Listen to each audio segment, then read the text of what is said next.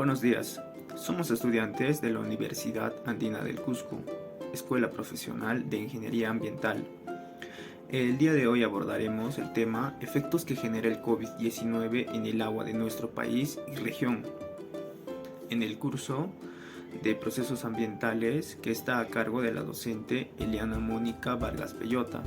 El trabajo fue realizado por el grupo Los Jules, integrado por Chask Armas, Araceli Guamán, Joel Laura, Luis Serrano y Luz Suta.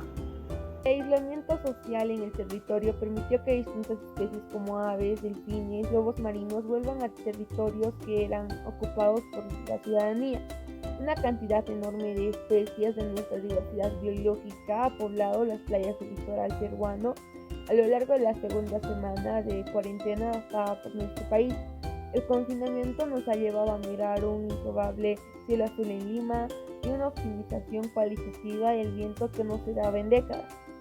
Este comportamiento del mundo no hace más que llamar a la meditación sobre el papel que tendrá que tomar la sociedad de la cual formamos, y el mundo se está replanteando, aseguró el experto José Álvarez, director general de Biodiversidad del Ministerio de Ambiente. Asimismo, recomendó que debemos ser más conscientes de la huella de carbono, el impacto negativo en el ambiente que genera en nuestras propias ocupaciones diarias. Podemos transportarnos en mecanismos más sostenibles que impacten menos en el mundo, como los vehículos electrónicos o las bicicletas. En esta coyuntura hemos demostrado que es viable reunirnos de forma virtual con nuestros miembros de la familia o colegas y minimizar además los números de viajes que producen una más grande contaminación. Acotó: no cabe duda que, superada la enfermedad de la pandemia del COVID-19, la sociedad de la cual formamos parte deberá tomar una postura muchísimo más amistosa con su ámbito de manera sustentable y solidaria, que nos posibilite convivir en un verdadero equilibrio con la naturaleza. La primera ola del COVID, hablando de sus efectos positivos, ¿no?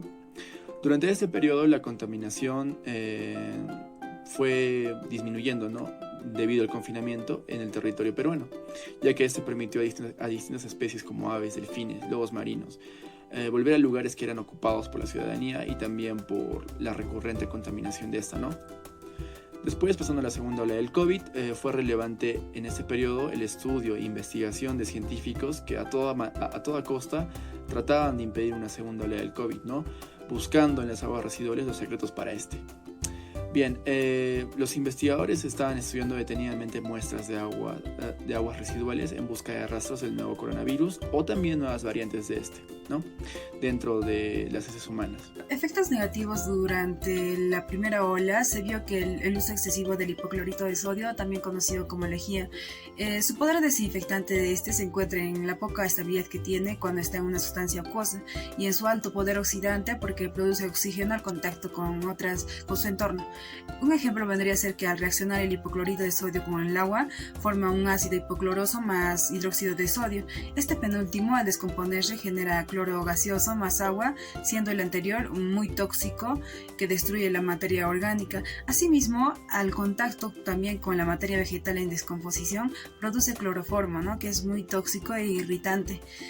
Lo que nos lleva a concluir que el uso en exceso de esta sustancia afecta, ¿no?, a los ríos, lagos, lagunas, ríos, etc., por la separación de iones, ¿no?, de sodio e hipoclorito. En cuanto a la segunda ola, aquí observamos el incremento excesivo de las basuras o plásticos. Asimismo, en la tercera ola se vio el mismo efecto, viendo, ¿no?, el uso excesivo de plásticos de un solo uso. Por consiguiente, también se vio la reducción de especies marinas. Según la ONU, se sabe que más de 2 millones de personas no tienen acceso al servicio de agua potable y saneamiento, por lo que no se sabe si estas personas van a morir de sed, por el coronavirus o de tifus.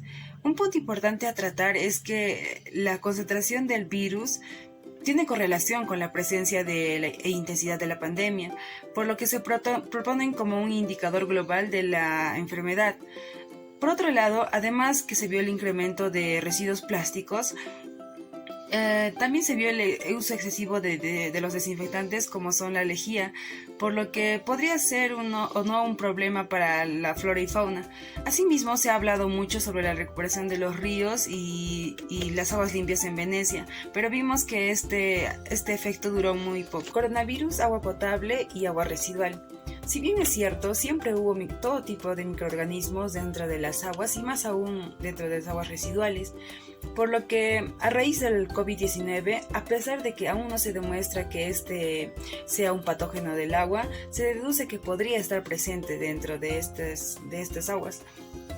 Muy recientemente se ha detectado el SARS-CoV-2 y en aguas residuales holandesas, por lo cual se ha desencadenado una auténtica cacería tanto en la entrada y la salida de las plantas depuradoras de todo el mundo.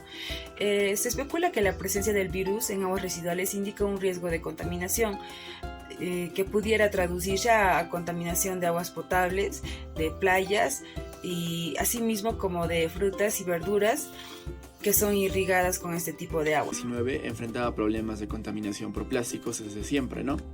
Se ha estimado que casi 28.000 millones de toneladas de plástico que se producen en el mundo anualmente van a terminar en su mayoría en vertederos y sobre todo en océanos, ¿no? Asimismo, 5.25 billones de partículas de plástico también van a terminar no solo dentro de los océanos, ¿no? Sino también dentro de la propia fauna de este. Entonces, aunado a ello, la aparición de la pandemia por el COVID-19 también ha generado impactos, por así decirlo, positivos y negativos. Pesquería en el Perú, esta se vio afectado a causa de la pandemia COVID-19. El Perú es la segunda pesquera más grande de todo el mundo por volumen de captura, ya que tiene gran flora marina y mucha diversidad. Bueno, en el aspecto social se vio muy afectado, ya que según datos, la actividad pesquera cayó un 80% debido a los confinamientos desde el 16 de marzo del 2020. Y esto afectó en gran medida a la economía de los pescadores. Pero en el aspecto ambiental, las operaciones de pesca contaminaban el litoral y el mar abierto cuando trabajaban con normalidad. Esto se vio reducido gracias a la pandemia del COVID. En el ámbito marino, los cambios que se observan en las especies que habitan el agua se da por el incremento en el uso de los plásticos por la pandemia del COVID-19. Cerca del 75% de estos plásticos llegarán como desperdicio y vertederos al mar. Un promedio de 129 millones de mascarillas y 65 millones de guantes se aplican cada mes en todos los países. Y a la misma vez se fabrican una cantidad enorme de botellas para desinfectantes y alcohol. El Fondo Mundial de la Naturaleza indica que más de 700 especies marinas son dañadas por el plástico que llega a los mares. Y Greenpeace indica que más de 1 millón de aves y bastante más de 100.000 mamíferos marinos fallecen como resultado de los plásticos que llegan al océano. La fauna marina sigue varada en nuestra costa pese a escenarios de la pandemia por el COVID-19. Un claro ejemplo fue el caso de un pingüino de Humboldt. Esta ave marina tenía una herida en el pico, lo que le impedía cazar, alimentarse, así que requería internación, tratamiento y rehabilitación, explicó Astrid Guerra. En tiempos normales, es decir, previo a la cuarentena y normas sanitarias por el COVID, la fauna marina herida era trasladada hasta la clínica veterinaria de la Universidad San Sebastián de Concepción, pero el centro en convento cerró producto de la pandemia. El agua en el Perú en tiempos de coronavirus. Hoy, el higienismo y la gestión del agua cobran mayor notoriedad ante la presente crisis sanitaria por efectos del coronavirus. En el Perú y en el mundo toma relevancia el agua potable, el arma de prevención más eficaz al contagio, mediante el lavado de manos con agua y jabón, siendo una forma muy eficaz de eliminar el virus si se mantuvo contacto con ella. La mayoría de las entidades que administran los servicios del agua potable en el Perú requieren apoyo debido a que sus recursos son insuficientes para hacer una adecuada operación y mantenimiento de la infraestructura sanitaria, siendo un mal endémico de carácter estructural, sino de evitar los riesgos de salud pública que implican no controlar la propagación del COVID.